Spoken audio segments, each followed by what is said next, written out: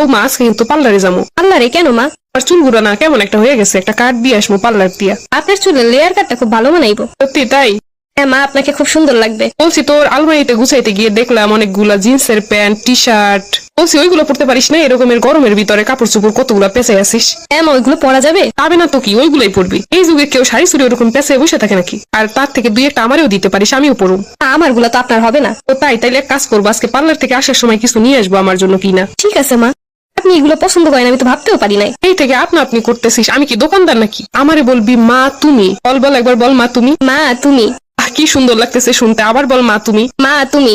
আমি জুয়ান জান থাকতে আমার শাশুড়িরা আমার কিছু করতে দিছে না, কোনো ফ্যাশনই করতে পারি না, কোনো সাজগুজও করতে পারি নাই। কিন্তু এখন তুই আসছিস, তুই আর আমি মিলে ফ্যাশন করবো, দুজন মিলে কেনাকাটা করবো, সাজুগুজু করবো, দুজন মিলে পার্টি করবো। ভাবা যায় এরকমেরও শাশুড়ি হয়? যা সারা জীবন করতে পারি না, তোরে নিয়ে এবার করবো। চল এবার পার্লার থেকে আসি।